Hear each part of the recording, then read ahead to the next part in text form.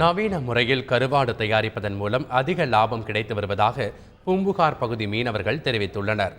நாகை மாவட்டம் பூம்புகாரில் MS சுவாமிநாதன் அறக்கட்டளை சார்பில் கடல்சார் ஆராய்ச்சி நிலையம் இயங்கி வருகிறது.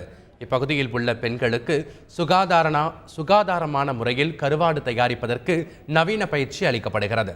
பயிற்சியில் மீன்களை உப்பு நீரில் ஊற வைத்து பின்னர் சோலார் சக்தியில் இயங்கும் அறையில் காய வைத்து கருவாடு தயாரிக்கும் முறை கற்றுக் கொடுக்கப்படுகிறது. இங்கு பயிற்சி பெற்ற பெண்கள் சுயமாக தொழில் தொடங்கி அதிக வருவாய் ஈட்டி வருகின்றனர்.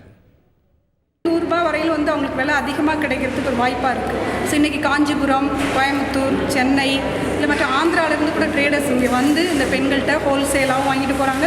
அது இல்லாமல் இந்த பெண்கள் ரீட்டைலாகவும் அவங்க ப்ராடக்ட்டுக்கு பூம்புகார் அப்படிங்கிற ஒரு பிராண்ட் வச்சு அவங்க ப்ராடக்டை விற்பனை செஞ்சுட்டு இருக்காங்க.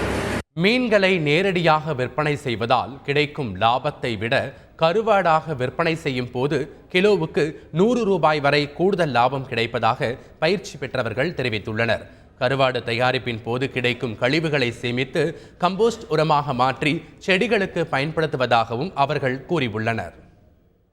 மீனை எப்படி கையாளணும், எப்படி பதப்படுத்தணும், எப்படி சுத்தம் பண்ணி அதை நவீன முறையில் கையாண்டு அதுக்கு மார்க்கெட் விலையை, சந்தை விலையை எப்படி அதிகப்படுத்தணும்னு அப்படிங்கிற ஒரு பயிற்சி கொடுத்தாங்க. அந்த பயிற்சியில் பங்கேற்றுருந்தாங்க. அதை கற்றுக்கிட்டோம். எப்படி மீனை கையாளணும், சுத்தம் பண்ணி கற்றுக்கிட்டு அதனால ஒரு குழுவாக சேர்ந்து மீனை சுத்தம் பண்ணிக்கிறோம். சுத்தம் இல்லாமல் இதில் உணவு மதிப்பு கூட்டப்பட்ட மீன் உணவு கூட தயாரித்து மீன் ஊறுகாய், இறால் ஊறுகாய், கருவாடு ஊறுகாய், கருவாடு இதெல்லாம் தயாரித்து நாங்கள் விற்பனை செஞ்சுட்ருக்கோம். லோக்கல் மார்க்கெட் வேல்யூவை விட, அதாவது சாதாரணமாக உப்பு தெளித்து காய்கறி கருவாடை விட எங்கள் கருவாடு சுத்தமும் சுகாதாரமாக இருக்கிறதுனால சந்தையில் நல்ல விலை கிடைக்கிது.